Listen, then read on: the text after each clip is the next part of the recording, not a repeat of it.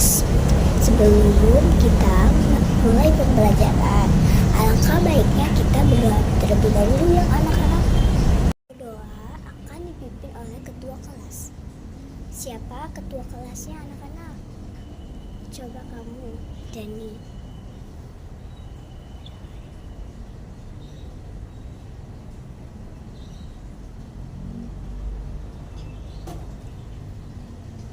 Alhamdulillah. Oh iya anak-anak, kita absen terlebih dahulu ya. Oke. Ini kelas 1A ya anak-anak. Ya. Rintana Fauzia. Sinta Listiani. Fajar Arfian. Rian Ardianto. Feby Ulat Saleh. Rina Malika. Dan yang terakhir Dino Bobi. Oke, Ibu mau bertanya nih anak-anak. Minggu lalu Ibu membahas tentang apa ya anak-anak? Ayo. Benar sekali. Minggu lalu Ibu membahas tentang aturan dalam keluarga. Jadi sekarang Ibu ingin membahas lagi lebih detail tentang aturan dalam keluarga. Ayo, kalian tahu tidak pengertian dari aturan dalam keluarga itu? Jadi, aturan keluarga itu adalah aturan yang mencakup semua aturan yang diharapkan untuk dipenuhi seluruh anggota keluarga yang dapat direvisi dari waktu ke waktu untuk memecahkan masalah tertentu. Begitu anak-anak. Selain pengertiannya juga, aturan keluarga dapat membantu anggota keluarga untuk yang pertama itu belajar perilaku baik dan benar. Yang kedua itu bersikap konsisten. Jadi contoh aturan keluarga itu yang pertama yaitu waktu makan bersama keluarga. Aturannya itu keluarga itu harus makan bersama minimal sehari sekali atau sehari anak-anak. Penjelasannya itu makan bersama dapat memperkuat ikatan antara anggota keluarga ini. Adalah waktu untuk berbagi cerita, mendiskusikan aktivitas sehari-hari, dan membangun komunikasi yang baik. Begitu. Nah, yang kedua itu adalah pembagian tugas rumah.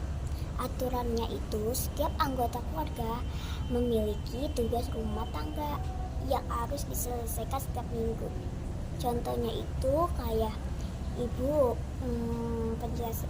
contohnya itu kayak ibu menyapu halaman.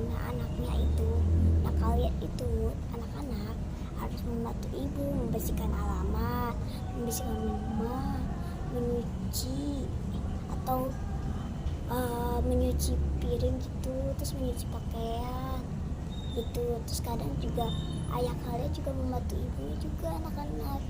Nah, penjelasannya itu pembagian tugas rumah mengajarkan tanggung jawab dan kerjasama.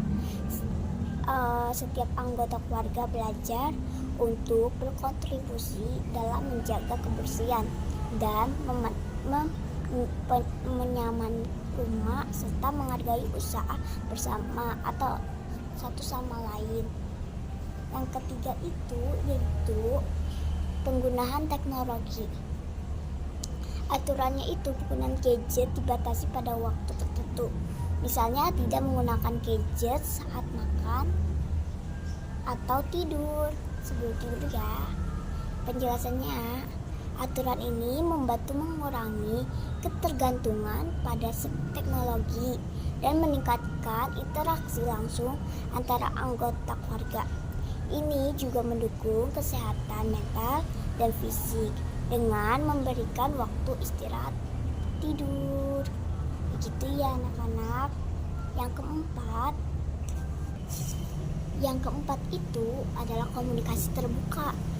Aturannya itu setiap anggota keluarga harus merasa bebas untuk berbicara atau tentang perasaan, masalah tanpa takut dihakimi.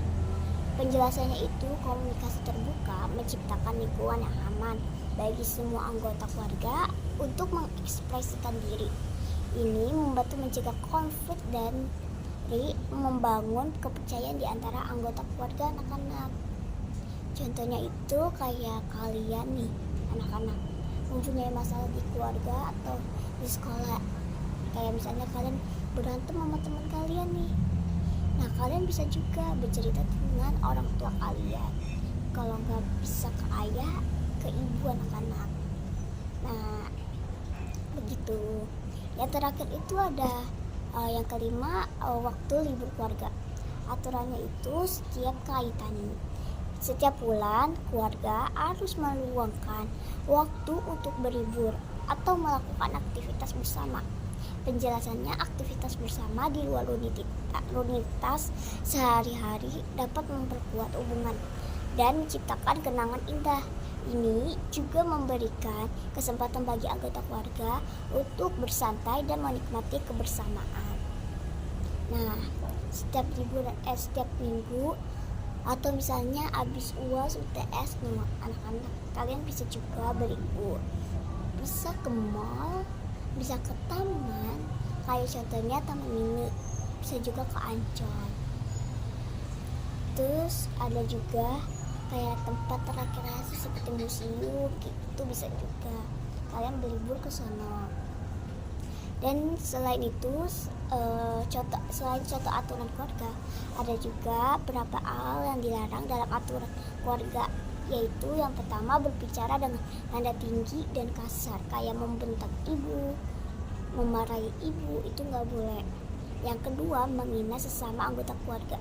Misalnya kalian lagi berantem sama adik kalian atau kakak kalian dengan menggunakan bahasa kasar, itu tidak boleh ya anak-anak.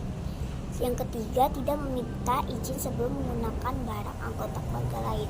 Kalian misalnya nih, kalian mau memakai HP punya kakak kalian, tapi kalian tidak meminta izin, itu tidak boleh ya anak-anak contohnya. Nah, yang keempat itu tidak mengembalikan barang ke tempat semula. Kayak kalian habis meminjam remote TV, kalian habis nonton tuh remote TV ini, tapi kalian lupa menaruh remote TV itu ke dalam misalnya lemari itu atau di sofa, itu kalian lupa naruhnya begitu. Dan yang kelima itu tidur terlalu malam. Kalau kalian itu tidak boleh tidur terlalu malam. Misalnya batasnya itu jam 10 atau jam 9. Kalau batas tidurnya ya anak-anak. Yang keenam itu tidak sarapan sebelum beraktivitas. Kayak misalnya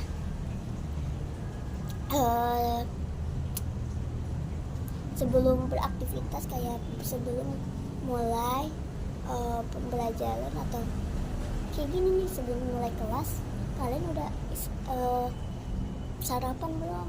Kalau belum sarapan itu akan capek, letih, pusing anak-anak. Yang ketujuh itu membuang sampah sembarangan, itu tidak boleh anak-anak. Kayak di sekolah kan kalian tidak boleh membuang sampah sembarangan ya. Nah, di rumah juga tidak boleh membuang sampah sembarangan. Kalau di sekolah itu banjir ya anak-anak di masyarakat. Nah, di rumah itu juga nanti rumahnya itu kumuh. Terus yang kedua banjir, dan ketiga dapat membuat bau yang tidak sedap dari rumah. Nah, yang terakhir itu berbohong. Siapa yang di sini suka berbohong kepada ibunya? Jangan ya anak-anak. Kita tidak boleh berbohong kepada orang tua. Oke. Gimana anak-anak? Apa kalian sudah paham apa yang dijelasin ibu? Alhamdulillah sudah paham. Kalau begitu ibu tutup dulu ya anak-anak. Semoga ilmu yang ibu jelasin dapat berguna untuk kalian. Dan intinya kalian harus mematuhi aturan dalam keluarga ya anak-anak. Cukup sekian yang ibu sampaikan, kurang lebihnya mohon maaf. Assalamualaikum warahmatullahi wabarakatuh.